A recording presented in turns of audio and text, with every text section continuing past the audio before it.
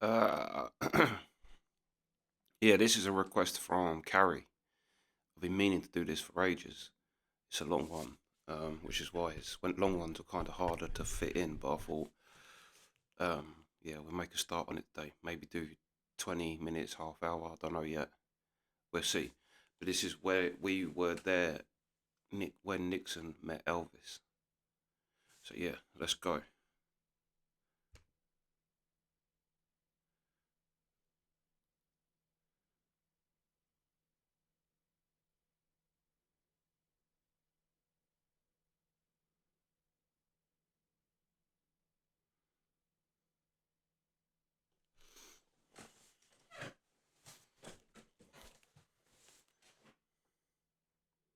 Yeah.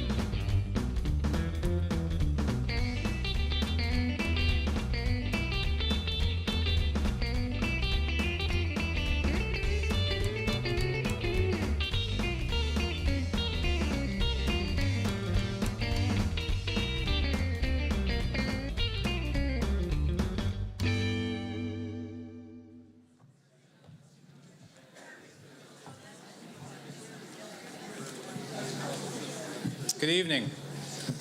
I'm David Ferriero, the Archivist of the United States, and I want to welcome you to the National Archives tonight and the William G. McGowan Theater. I also want to welcome our C-SPAN audience tonight. C-SPAN is no stranger to this building, and we're always welcoming C-SPAN to share more of the archive's treasures with the American public. 39 years ago last month, Elvis Presley, the most famous popular singer of his time, appeared at the White House gate. He handed the guards a handwritten letter addressed to the President of the United States, Richard Nixon, asking to meet with him. The letter was whisked inside the White House, and within hours, the king of rock and roll, as Presley was known, and the leader of the free world, as all presidents are known, were meeting in the Oval Office.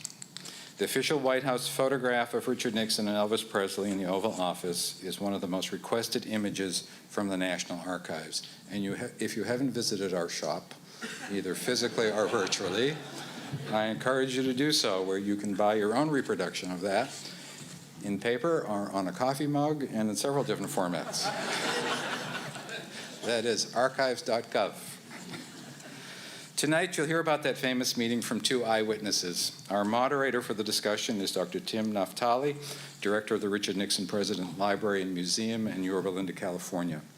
Dr. Naftali came to the archives in 2006 as director of our Nixon Presidential Materials Project.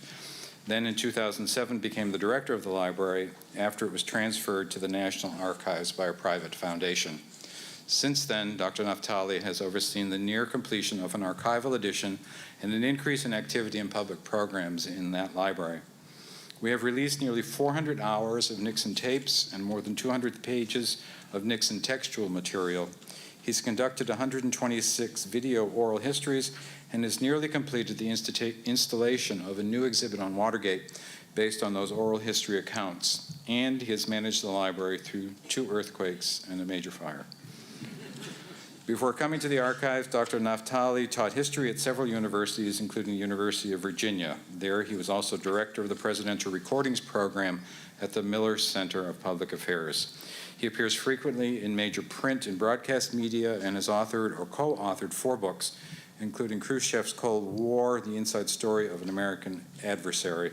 In his most recent book, George Herbert Walker Bush, appeared in 2007. Dr. Naftali holds an undergraduate degree in history from Yale, a master's degree in international economics from Johns Hopkins, and a master's and doctorate degrees in history from Harvard.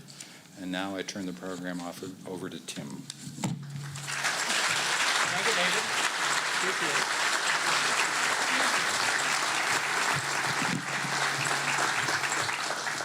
Thank you, David. David Ferriero has been with us a few months and has made a great change, and we're pleased to have him at the National Archives. Welcome to Yorba Linda. It's much warmer here. Actually, this is an away game for me, and I'm awfully cold. First of all, please join me in welcoming Eagle Bud Krogh and Jerry Schilling. Gentlemen.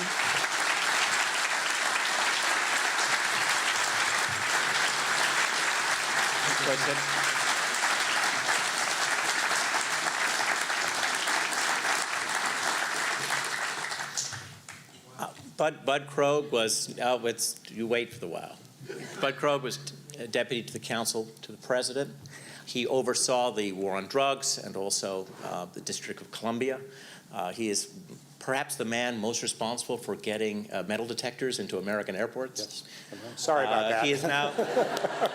Seemed like a good idea. It was a good start. Yeah.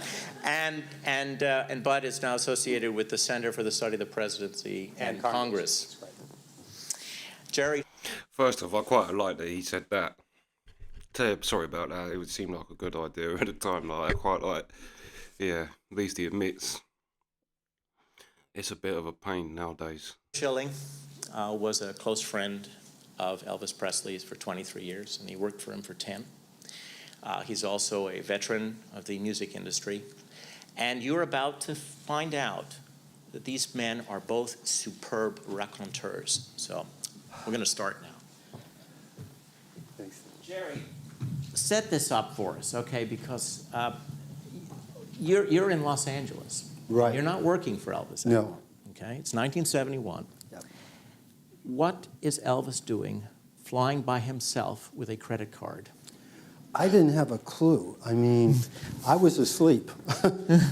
And I get this call, hey, and I go, who is this? He says, it's me. So I knew it was Elvis. And I said, where are you? And he said, I'm at the airport. He said, could you meet me at the airport? He was either in Dallas or I didn't know where he was.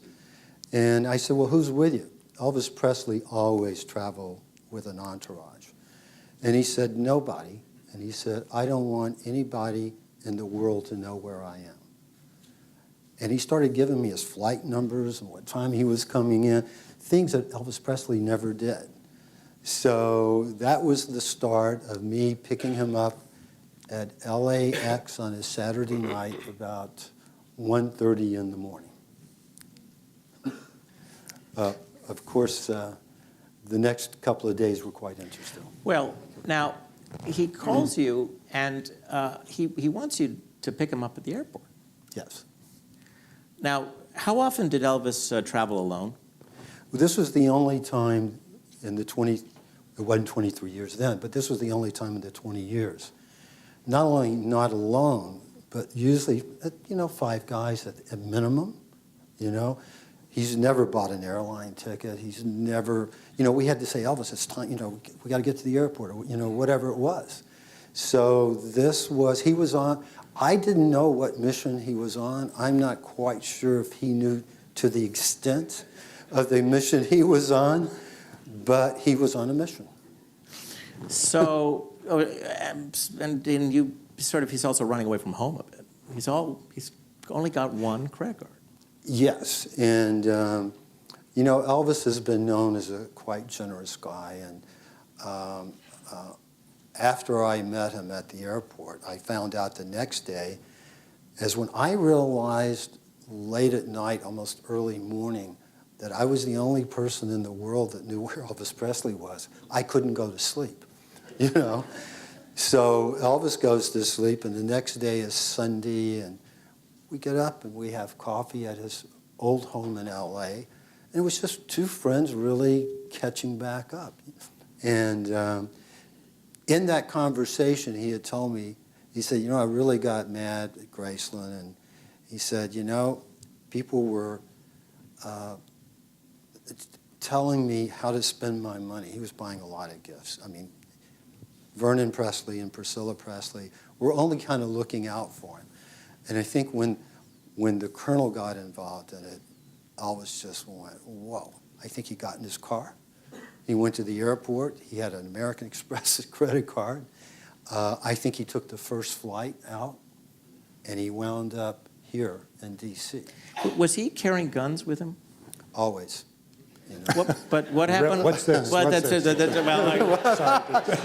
thought since you I'd can attest raised, to that. You should have since told I'd raised the metal detector issue, what did he tell you about He the? was inspiration for Bud. Oh, geez. But what happened on the plane? Well, as I learned too the next day, when he got to Washington, he checked into the Hotel Washington, and then I don't think he knew, well, what do I do now? So that's when he called me, went back to the airport, went through Dallas, and got in touch with me. But he said what happened is he was really upset about people telling him how to spend his money. I didn't know he had gotten to Washington until the next day, but what happened is when he changed planes in Dallas, he said there was this smart aleck little steward with a mustache that came up to me and said, I couldn't, imagine this today, imagine this today, Yeah, came up to me and said, you can't carry your guns on the plane. Now, Seems reasonable to me. She didn't do anything wrong. now, in all due respect and credibility to my friend, he did have concealed gun permits. He did. He had been collecting badges. We had gone to rifle ranges. There had been threats on his life, and we were, including myself, we could carry concealed weapons. Anyway, Elvis got very upset, stormed off the plane, and the pilot came after him and said, Mr. Presley, it's okay. You can carry your guns. That probably wouldn't happen today. No. Well, he only had 3. You only have three. Oh. Okay, so when did it become clear to you, this is in Los Angeles, Yes. you picked him up, that you're going to go to Washington with him? Well, There's something great about that in itself. Elvis is just cruising around armed, the most famous man in the world, with 3 guns on him, trying to go through an airport. Yeah, that is crazy. Thinking of it in today's kind of world, that seems such an absurd story, but I suppose for them it was just kind of, it is what it was. Tim, as you said, I wasn't working for Elvis. I had worked a whole year at ABC television in a basement after quitting working for Elvis Presley, trying to get in as a film editor. I was an apprentice, and I just got this job at Paramount Studios. And so after this nice talk on Sunday that Elvis and I had, and he said, it was around sunset, and he goes, you know, Jerry, I need you to come to Washington with me. And I go, Elvis, I can't. I said, you know, I've worked this whole year, as you know, to get into Paramount. I got to be at work in the morning. And, you know, he was hard to say no to. And he looked like a little boy. He goes, okay, you know. He said, first of all, he said, I'll get a Learjet and fly you back. Well, I'm thinking, they were upset with him back there because he was spending too much money. So anyway, I go, I said, Elvis, I can't. And then I thought, man, he had this incident flying out on the airlines with the guns and everything. And I made a deal with him. I said, Elvis, if you will let me call Graceland, your father and Priscilla, and let them know you're not kidnapped, where you are, then I will take the all-nighter flight, and if I could call one of the security guys there to meet us, where I can go back and hopefully still have my job. So that started the evening of us with no money. Elvis never carried money. Taking all-night flight from Los Angeles here to D.C. But didn't you go into the old house and he took down from the wall one of his prized gifts or one of the... Yeah, this was on Hillcrest Drive in Beverly Hills, and this is where he spent the night. And then as we're getting ready to leave, Elvis had a little office. It was a very, very cool office. And there was a World War II commemorative gun. It was from Normandy and all these places. And he took it off the wall.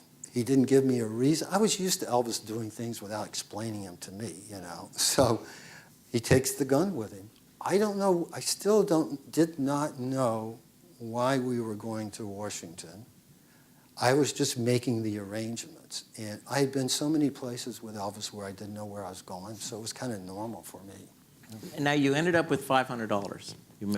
Yeah, I talked Elvis into letting his normal limousine driver take us to the airport, who he called, by the way, Sir Gerald, because he had found out years ago, I think he was a driver for Winston Churchill or something. Yeah, and Elvis was a real history buff. I mean, this is the thing. He knew his history. And so it was Sunday night. We had no cash. I didn't carry any cash because I just didn't have any.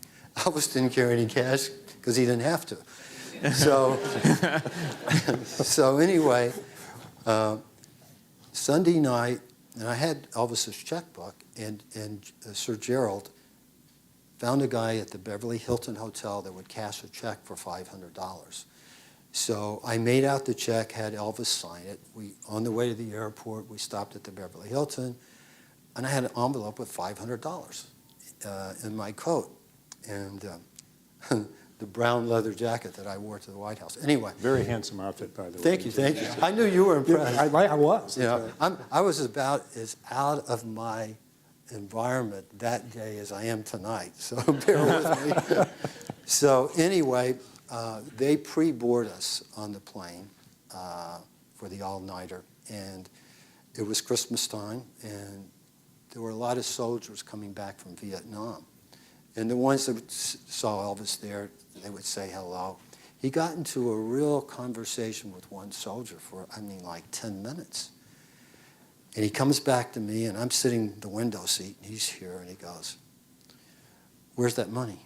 I knew what was going to happen. So I said, "What money?" And he goes, "The $500. I said, "Elvis, we're going to Washington. That's all we've got." He said, "You don't understand. This man's been in Vietnam. He's going back home for Christmas to see his family." He gave me the entire $500. So. Then you find out about Fair Senator play. Murphy.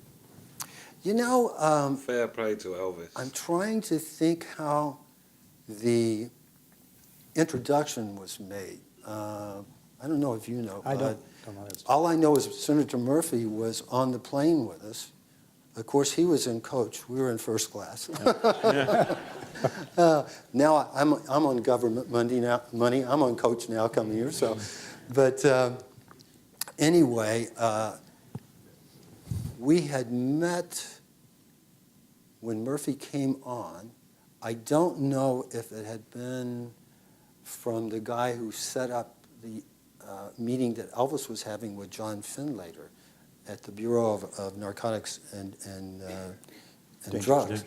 Dangerous drugs. So, but when we were on the flight, about halfway through, Elvis went back and talked with Senator Murphy. And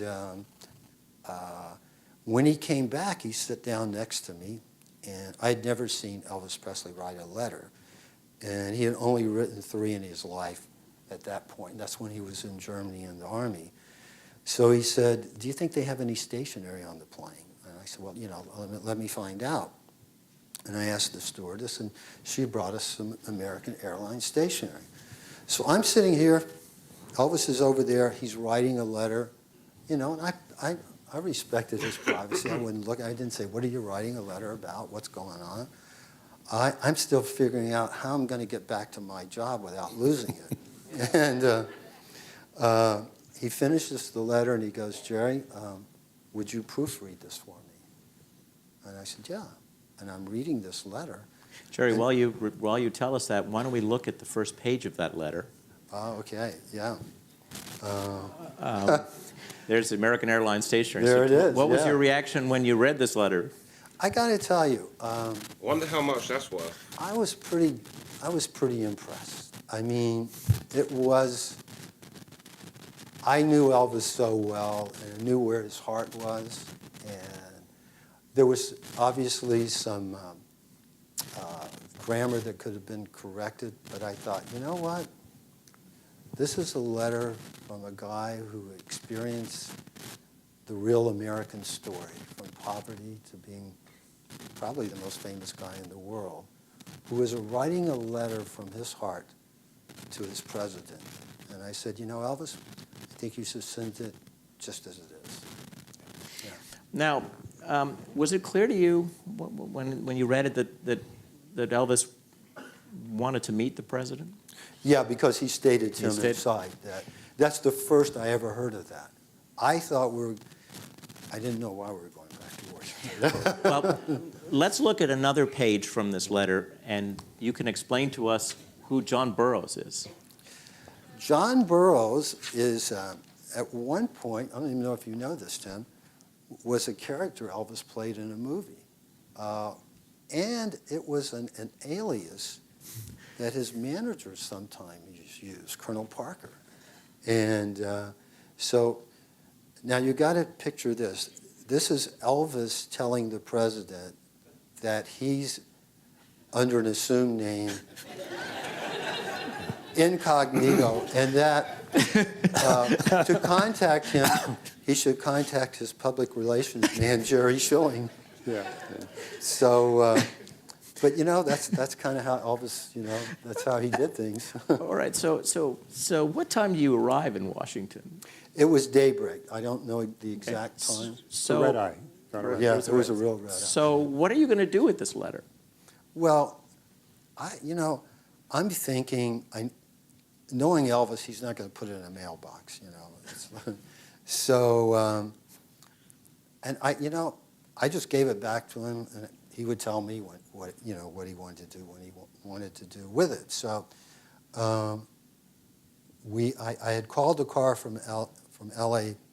to meet us. I called a limo, and I'd gotten Sir Gerald to set that up for us. Thank God, because we had no money. And so it's actually before daybreak when we land, and we get in the limo, and Elvis said, I want to drop the letter by the White House. And I said, Elvis, it's not even daylight, and let's just go to the hotel. I want to freshen up. You know, I've been up 2 days now. And he said, no, I really want to deliver this. I wanted to be there first thing Monday morning, which it was. Yeah. So we're driving up to the gate. Bud, which gate is it? The Northwest Gate. Northwest. I always want to call it the West Wing or something, but it's the Northwest Gate. So he said, you just stay in the car. I said, fine. So Elvis gets out of the limo, and now it's starting to become dawn. What is he wearing? You've got to set the scene for us. He's wearing he's wearing a kind of cape coat. He's got a cane. Actually, his hair was a little longer even than normal for Elvis. And, you know, for that time of the morning, it was kind of a Dracula look. You know? And, so he gets out, and the security guards at the Northwest Gate, I see this is not going well. So I jump out of the car and I say, gentlemen, please excuse me, but this is Mr. Presley who just wants to drop a letter off to the president. And they really warmed up and they said, you know, a senator's coming up at 7, and Mr. Presley will make sure that your letter is carried up and to be delivered to the presidency, to the president. And so we got in the car and then we went to Hotel Washington. But when do you hear about the letter? Well, first, I just want to say, Tim, that it's a delight to be here today. And Jerry, we haven't seen each other for 39 years since that day. Yeah. And I'm just, it's just great. Oh, my God. It's just, I mean, talk about instantly liking somebody when I met Jerry, and vice versa. And I will just tell you what happened, because I came in a little bit after the letter arrived, because we started early in that White House. And I was sitting at my desk, and I got a call from Dwight Chapin, who is the president's scheduling secretary, and who I think we have to acknowledge tonight as the visionary for putting this whole thing together. That's true. Dwight Chapin Yes. at 7:15 in the morning is a genius. Yeah. So I mean, so he called me up around, 7:30, 7:45, and he says, "Bud, the king is here." And I looked at the president's schedule and said, "What king? There aren't any kings on the schedule here." "What are you talking about?" He said, "No, not any two-bit king. The king of rock, Elvis Presley. He's right here." I said, "Dwight, come on. It's going to be a long day, 4 days before Christmas." He said, "No, I'm reading this letter." He said he wants to meet with the president, and he wants to help on the drug program, and that's what you work on, because one of Dwight's jobs was to help get people in the policy area involved. So he said, "I'll send the letter over to you. You can read it and tell me what you think." So White House messenger brings it over with a little red tag on it, and I start reading this letter, and I said, no, Dwight, you're really good. Now, full disclosure requires me to tell you that I belong to a group of 8 guys who played practical jokes on each other in the White House every week. And this was my turn to have one played on me by Chapin. So I figured, okay, well, I'll go along with it. I'll read this letter. And as Jerry said, towards the end, it said, "I'm staying over at the Washington Hotel under the name of John Burroughs. Would like to see you," and the rest. Well, I read it and I figured, what do I do with this? Well, I'm going to try this out. So I called over to the hotel with the numbers that you can see on the screen. Private and confidential. We're good at that stuff. Yeah, it's a secret. You can only get to me. You can only get to you. And I get Jerry answers the phone. I said, "My name is Bud Krogh, and I have this letter here from Elvis Presley." I'm laughing on the phone because I'm expecting to be talking to Dwight's daughter, who's all part of it. And he said, "Oh yes, Mr. Krogh, yes, that is one of the letters Mr. Presley has written, and we would very much like to see if we could arrange some kind of a meeting with the president." Well, I'm still thinking, all right, so he got an impersonator of an aide to take this, and this is still Chapin's joke. So I said, "Look, why don't you come on over to the White House, and let's talk about this." Because normally when you're responsible for a meeting with the president, you sort of like to know who's going to go into the Oval Office. So they said, "Oh, we'll be right over." Now, I think maybe a little time had elapsed from the letter's delivery through the guard at the Northwest Gate to Chapin's office to me, reading it, talking it over with my hours at least. astounded staff. Did you expect to hear from the White House? Listen, Elvis went to a meeting, which I'd never seen him in a meeting either. And he had left me a phone number and said, "You stay here and wait for the White House call." I read a lot of Howard Hughes books where he left people in hotels for like a year. He ended up staying there himself. Waiting for the same guy. And I didn't want to hurt Elvis's feelings and tell him we weren't going to get a call. So that's how that. So you were surprised when this Mr. We'll pause it there at 27. Because I did want to stop at 25 because then it's kind of equal. But yeah, this is a very interesting story, I have to say, right? And yeah, he was right. These two are very good at kind of telling the story because you're getting it from both sides, basically. You're getting it from someone who's with Elvis and then the kind of reaction from the White House to Elvis's bizarre yeah, I was going to say bizarre demand. It's not necessarily a bizarre demand, but a bizarre moment, I guess, because it shouldn't be that bizarre of a demand for anybody to be able to do that. But yeah, this was definitely a great request, I have to say. But yeah, that's part one anyway. But yeah, that's the reaction. Sweet.